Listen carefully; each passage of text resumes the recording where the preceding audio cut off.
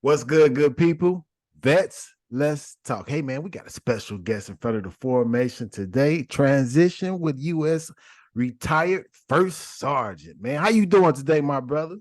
Hey, how are you doing, sir? I'm good, man. I can't complain, not too much. How the family doing? And family's doing okay. We have one sick, but we're getting along. That's cool, man. Is everybody off to school yet, or is that next week? They're in school. They're They're in in school. school. I know you Yeah, happy. I know you happy for that, though, huh? and that's why I plan the time, accordingly. Yeah. So, hey, man, first off, I want to thank you for reaching out to me to do this podcast. I know I said I was gonna kind of back off a little bit from doing the interviews, but it really means a lot to me, and it'll mean a lot to a lot of others sharing a piece of what you go through because it's not easy to share those parts of you, man. So I appreciate you for that, bro. Mm, okay. So let's jump off. Like I like to always ask the question to the guests. Do you remember where you were during 9/11 or what was going on? Oh, of course. I was Hunter Army Airfield. I think it was like 603rd. We were doing a phase. Like half of us were working on the aircraft, half were in the field. And some guys were in the office like bringing out like coffee and stuff for the shift. And the first one hit. And that's where I was. And then when everybody ran the office, and then we saw the second one. So nobody really saw the first one. Then we saw the second one, and then it was like pandemonium everywhere.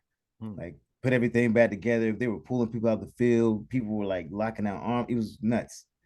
And I actually thought I was going to get through my whole career with no combat because that's what they kind of say that, man, times are mild now. It was so mild. I enlisted. And then it happened. Mhm. What year did you join? 1999. Oh, so you yeah. You're So right. you yeah, I got you. So Mm-hmm. let's jump off into these questions real quick, man. Okay. How does the military prepare service members for the transition to civilian life? And were you prepared for that transition? Well, I'll say no, I wasn't prepared, but they have an adequate program, but a lot of times units don't adhere to that program based on what they have going on. So I'm not gonna beat up my unit too bad. It was just they were in the mix of something very important, about to push off to do their thing. And sometimes that stuff gets dropped. So transitional wise, there's the CSP program for soldiers. I'm pretty sure most soldiers are aware of that program, where you can kind of do OJT on the way out of the army. So that's one of them that I would say that E4 and below do need to capitalize on that program for sure. And they should I'm not saying fight with their units, but really push their units should be providing that to soldiers. Like, hey, you're almost getting out. Do you want to reenlist? But a lot of times the units don't offer the CSP right out because they really want the soldier to reenlist, if that makes any sense. Oh, it makes total Oh, sense. okay. Okay. It makes total sense, bro. So the longer you're in, they kind of don't give you that option because you'll be retired, man. You're gonna get a check anyway, so it's not important. So you get it anyway. You can do it on the back end. So that's why I kind of got burned on that deal. Right. Yeah. So, what steps can someone in the military take to start planning their transition out of the military? Uh, you should always have this with financial management. They say 3 months of your base pay. Always, no matter what happens throughout your entire career, the lowest that you should have in your savings account, they say, is 3 months of your base pay because transitioning out, you might miss a check because you owe the government some money. Fortunately for me, I was good, but that is explained to everybody when they getting out. So start planning your money first. Put money before anything before you transition out. And that might even stop you from transitioning out. If money's not where you need it to be, it might stop you right there from leaving. So that's another way to look at that. That's But that's money first. that's always big. Always look at that at your coin before you look at anything else. That especially if you got family. If it's just you, you could probably get a part-time job and go to school and then Sure. chase what you got to chase. But if you got family, that's a huge factor, big Mm-hmm. factor, as opposed to getting out.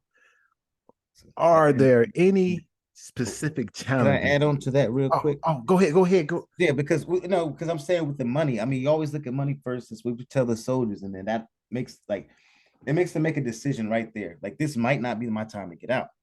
But if they got the money right, the next thing is what are you looking for on the outside? Resumes. You can start a working resume prior to getting out. You should always actually have one. Now, me, I thought I was going to do another. I thought I was going to do the sergeant major thing at one point. Right. So I I exited abruptly. But when I was the old sergeant major told me you should always have a resume. So as soon as you enlist, you carry your records with you, like 201 files, correct? You should have a resume with it that has a civilian, it marries up on the civilian side as you work through your career. So as you get positions, you just add to as you go to different units and get different assignments. So it adds to your packet getting out. So you have a built resume exiting the military, walking right into another job. That makes sense. Always be prepared because you never know what can take place. Med board or ETS, you never really know. Retirement, you never know. Just stay ready just in case. I need to stay to part on this side. But military always keeps you in the frame of military. Mm-hmm. This is what it's going to be. So, I was going to ask you. You already answered the question on the financial aspect. Are there any specific challenges or obstacles that military personnel commonly face during the transition process?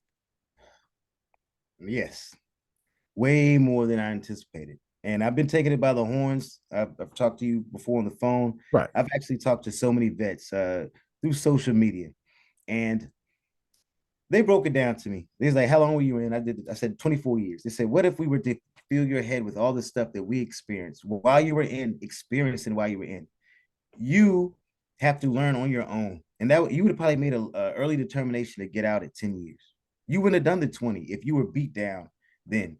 You needed to get this information in a place that was safe for you and yours.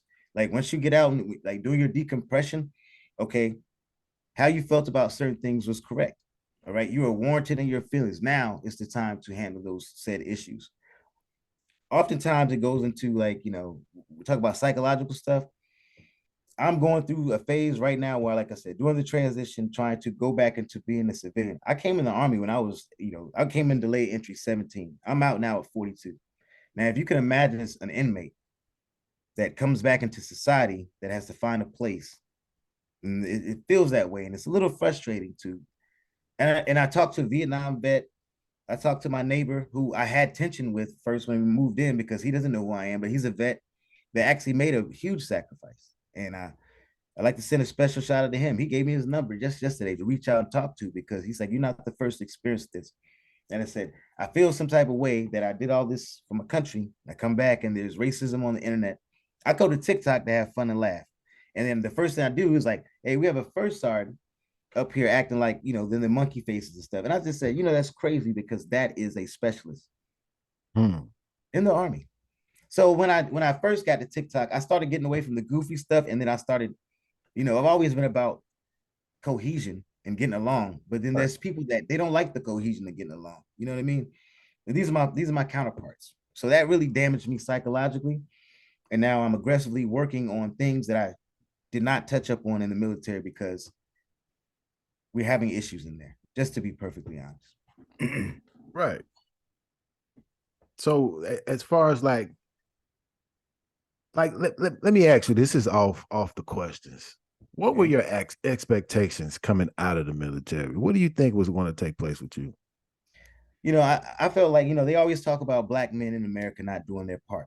They say you guys lazy. My mom told me never let the world beat you down. But put God in your life for a reason. And the military got me to a point where I'm being raised Southern Baptist, being raised Christian, going into the military, seeing so many people be unchristian, and they were supposed to share my faith. I said, you know what? This is not the faith I want to follow. And they were like, what faith do you want to follow?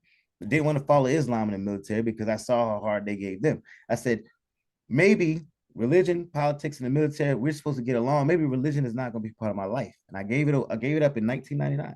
I gave up religion, and I was a die-hard atheist from 1999 until literally like just a couple weeks ago when I found that resolution. So that's why I'm pursuing this with clarity. And I knew the Army had kind of got to my mind and a little bit to a point where I was streamlined and conditioned into thinking that some of this behavior was acceptable. You know what I mean? When they do it and you have policy and the people that are doing it are the same people giving you classes on the equal opportunity, it kind of burns you out the wrong way. I came up during a time where EO was not a program. It was just something, a general being. Like that's how you treat people, right? Right. So now the programs evolve into something where if you have an issue at your unit, that you're supposed to go after it. That program is not, Sharp and EO are not managing the arm. They're not. They're still failing programs in the military. I can tell you that for a fact. Hmm. So I told the soldiers when I left, like, you have to suppress some things you say in the military. I said, I'll try to be as professional as possible when I deliver my message out there to the public and say there's some injustice going on in the military. And I did that professionally starting out. And then call me the N-bomb on the internet. So I'm like, okay, I did the professional thing. So now I'm going to clown you a little bit. And then I'm going to come back and do the professional thing to those that want to listen. Right. But, it is what it is. People are going to be who they are. And at the end of the day, I just want to make sure I'm going to be on the decent side of it. I Hmm. got a lot of recovery to do. That's cool. So now that you realize that you have the recovery to do it within the transition, do you know the steps that you need to take at the current moment, or you're still working towards those steps? Well, the first step was putting God back in my life, and that's real. That's And big. that's That's real.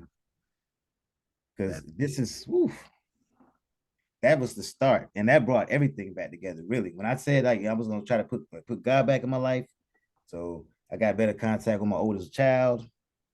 Talked to my mom, my old lady. She's feeling more comfortable because at least I have a little bit more direction. Because back when I was really going through it, what are you gonna do? I would just sit there because the army was telling you what to do. I don't know, whatever Uncle Sam tells me to do, and they whip you mentally. Hmm. You know, and I got away from a lot of negative things when the day I signed the military, I put the bottle down, and that's a big one because sometimes the weekends, especially throughout the week, you just want to numb it all. And then I called a friend, and he's like, "Man, the army keeps you high on shit." Excuse my language. You good? Yeah, and I was like, I was like, I was against him. He's the same guy like me. He got out of the army, and then he realized, and he was like, "All right, you'll see." He was like, "Did you smoke before you went in the army?" No, I didn't. Started smoking, didn't you? Yeah. When you got hurt, you go down there. Do they really give you physical therapy when you're in pain? Give you Motrin, right? They do that for about 8 to 10 years. They were giving away Motrin. So he was like, 800. 800. right, right. So if you're having gripes and they keep you busy, so you can't, like, if you got issues in your unit, they start doing events and smoking mirrors, and we're gonna do a fun run and all this weird shit. Like, it's the hearts and minds, and you do that for a couple years, and it's really rough. So, Yeah, it's the slowdown. Like mhm. I've noticed it from the things that I went through. Once I slowed down, because when I came out of the military, I went to school full time. When I graduated out of college, it slowed down quick, and then everything rushed in from the first deployment to second. Everything was just flooding in.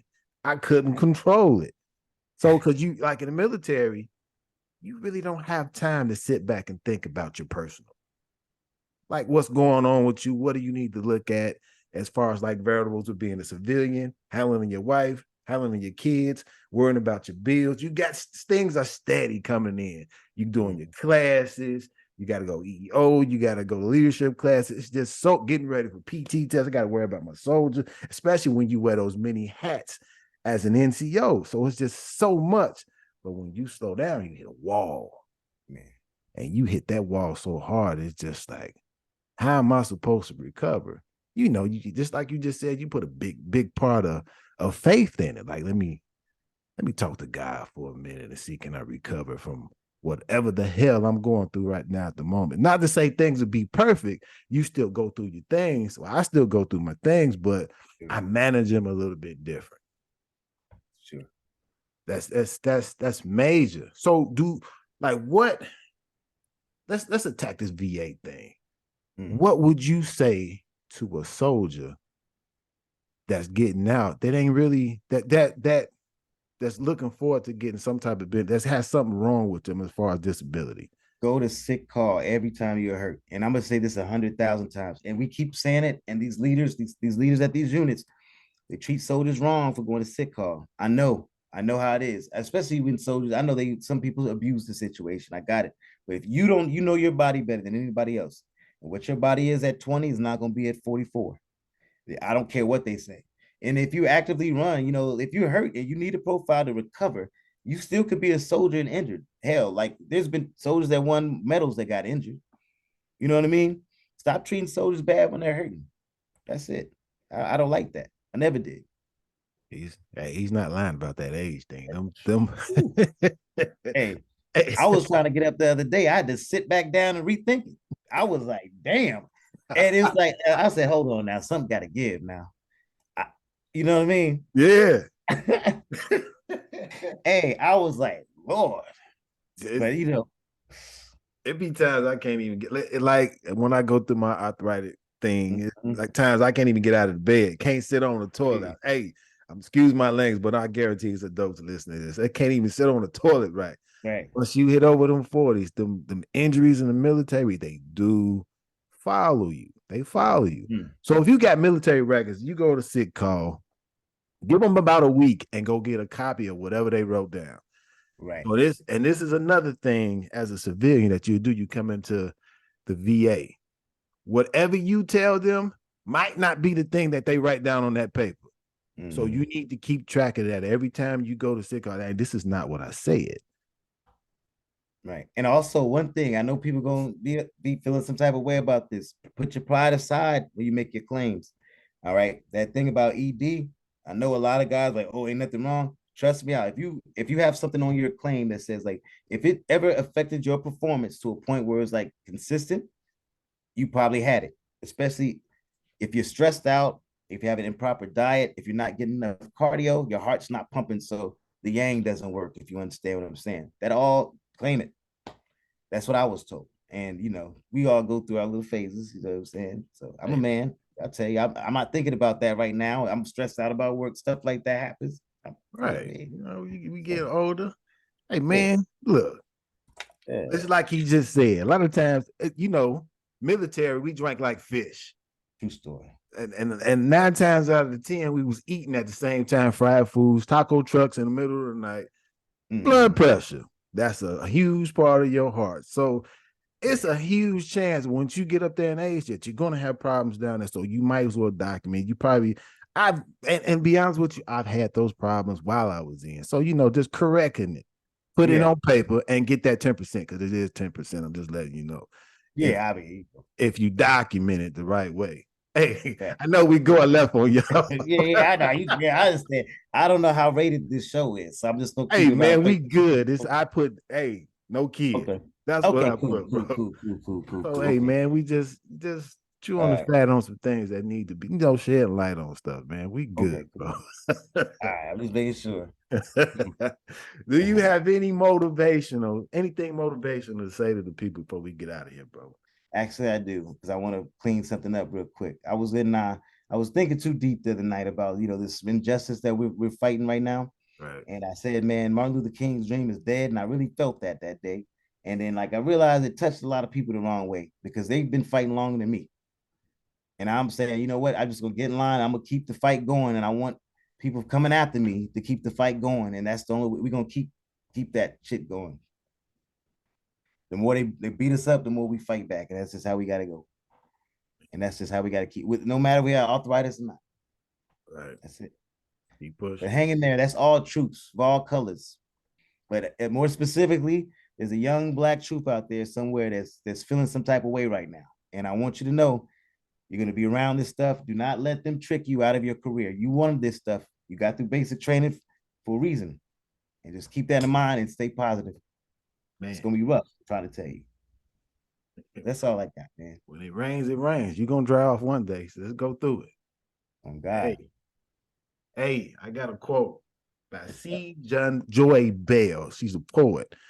We can't be afraid of change. You may feel very secure in the pond that you are in, but if you never venture out of it, you would never know that there is such a thing as an ocean, a sea. Get outside of that box and see what's what. A lot of us in the military are in that box. We don't know what's to come on the outside. So get out, venture out, jump out the box, and be you at the end of the day. Hey, man, let's talk. Who's up next for formation? Hey, but it's okay to jump in some box sometimes if you get me. But I'm going to holler at y'all. You know I couldn't let you go like that. All right, I got to go. All right.